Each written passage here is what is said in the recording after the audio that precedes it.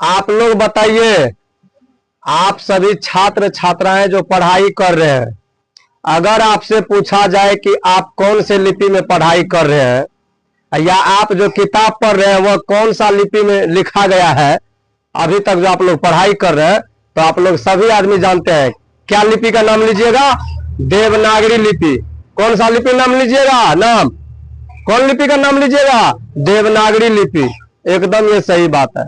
आज जो हम पढ़ाने के लिए जा रहे हैं आप लोगों के बीच इस वीडियो के माध्यम से, चैप्टर का वैसे 5वां चैप्टर है, ये 10वां के 5वां चैप्टर में आप लोग जाकर के हिंदी में देख सकते हैं, ये लगा हुआ है। चैप्टर का नाम है नागरी लिपि, जिनके लेखक हुए हैं गुणाकर मूले जी। कौन लेखक है? गुणाकर मूले जी। गुणाकर मूले। ठीक, जानिएगा नागरी लिपि में क्या क्या होता है। मतलब ये भाषा है, ठीक ना, सब आदमी का अपना अपना भाषा है, सब देश का अलग अलग भाषा है, ठीक ना, सब राज्य का अलग अलग भाषा है, ठीक ना। भारत में तो ऐसे बताया गया है, बिहार राज्य में ज्यादातर कि 12 किलोमीटर या 15 किलोमीटर उत्तर दक्षिण चारों दिशा में कहीं भी जाइए तो भाषा में चेंजिंग मिलेगा। ये बात भी सही है। तो चलिए आज जो हम बताएंगे नागरी लिपि में क्या क्या होता है, क्या क्या ये लिपि क्या है, ठीक ना, यही सब बताएंगे, ठीक ना। तो इसमें है कि ये लिपि जो है उत्पत्ति कैसे हुई, पहले पॉइंट जान लीजिए, क्या क्या बताएंगे आप लोगों के बीच। ये उत्पत्ति कैसे हुई और कहां से ये मतलब बनाया गया। उसके बाद प्रयोग बताएंगे कि इस लिपि का प्रयोग कहाँ होता है।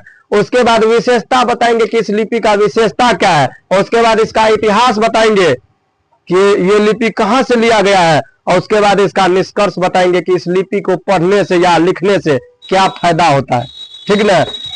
इसी संबिंदु पे आज चर्चा करेंगे। तो जो भी इस वीडियो को देख रहे हैं ऑनलाइन जगह से, किसी भी ऑनलाइन जगह से आप लोग देख रहे हैं, तो हमें फॉलो करें, ठीक है, ताकि सभी बच्चे एवं जो भी अभिभावक गण भी है, ठीक है, वे भी अपने भाषा को समझ सके कि मतलब हमारा भाषा क्या है, हमारी लिपि क्या है। चलिए इस वीडियो को शुरू करते हैं और ये 5वां चैप्टर को 10वां का शुरू करते हैं। बताया गया है कि नागरी लिपि, जिसे देवनागरी लिपि के नाम से भी जाना जाता है, भारत की एक प्राचीन लिपि है। यह हिंदी, मराठी, नेपाली और कई अन्य भारतीय भाषाओं को लिखने के लिए उपयोग की जाती है। इस लिपि का इतिहास बहुत पुराना है। पहले बता दिए कि इस लिपि का इतिहास है और बताएंगे आगे, बहुत पुराना है। और इसका विकास ब्राह्मी लिपि से हुआ है। ये ऑब्जेक्टिव में पूछ देगा कि देवनागरी लिपि का उत्पत्ति कौन लिपि से हुआ है, तभी बता दिया है कौन लिपि से, ब्राह्मी लिपि। कौन लिपि से? ब्राह्मी लिपि से। अब सुनिए, हम जो पॉइंट पहले बताए थे उत्पत्ति, ये मतलब कहां से आया ये देवनागरी लिपि, पहले इस पॉइंट पे बात करेंगे कि ये आया कहां से। उत्पत्ति देखिए, नागरी लिपि का विकास ब्राह्मी लिपि से हुआ है।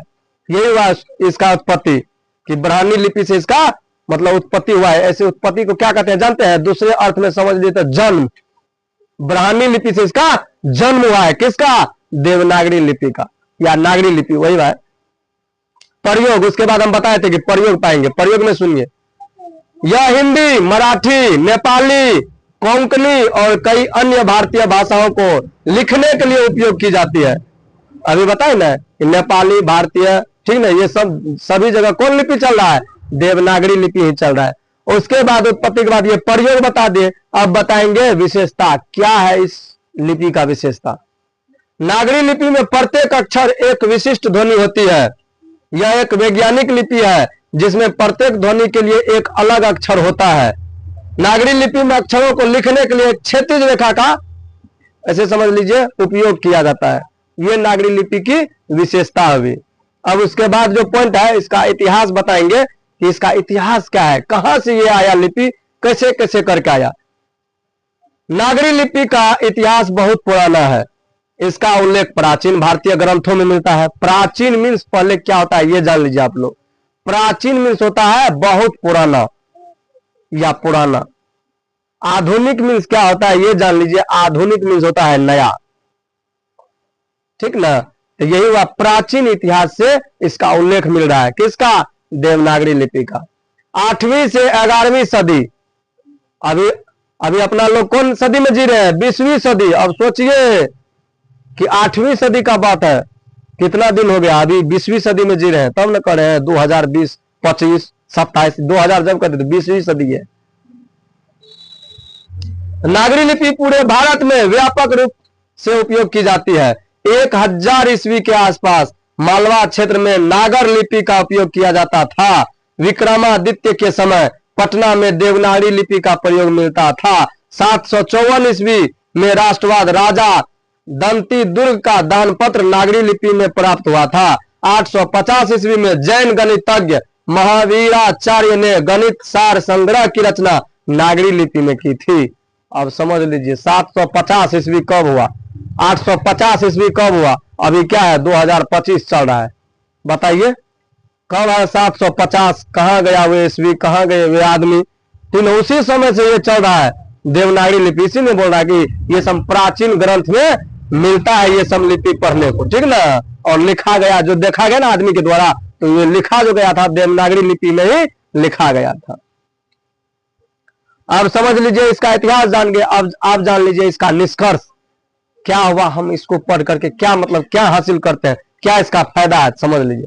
नागरी लिपि भारतीय संस्कृति और भाषा का एक महत्वपूर्ण हिस्सा है। यह एक वैज्ञानिक, स्पष्ट और सुंदर लिपि है जिसका उपयोग कई भारतीय भाषाओं को लिखने के लिए किया जाता है।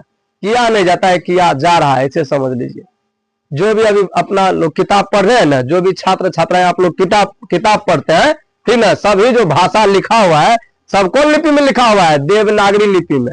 अगर आप लोग एग्जाम जाते होंगे ना देने के लिए, बिहार बोर्ड का एग्जाम जाइएगा देने के लिए, वहां भी लिपि देता है लिखने के लिए, लिखा रहेगा लिपि, तो आप लोग को लिखना है उस बॉक्स में देवनागरी लिपि, देवनागरी लिख देना, ठीक ना।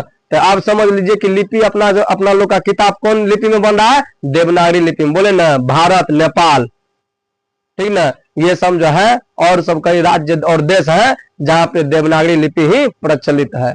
और इसका जन्म कहां से हुआ, अभी बता दिया शुरू में, ब्राह्मी लिपि से। कौन लिपि से, ब्राह्मी लिपि से। ये ऑब्जेक्टिव में पूछ देगा। अगर आप लोग इस वीडियो को ज्यादातर अच्छी तरीका से समझ लीजिएगा ना, तो ऑब्जेक्टिव सब्जेक्टिव जो भी पूछेगा ना, ये आप लोग आसानी से बता पाइएगा, ठीक ना। तो यही से इस लिपि का जो कहानी था ये खत्म हो गया। मिलेंगे अगले वीडियो में, तब तक के लिए जय हिंद और जय भारत।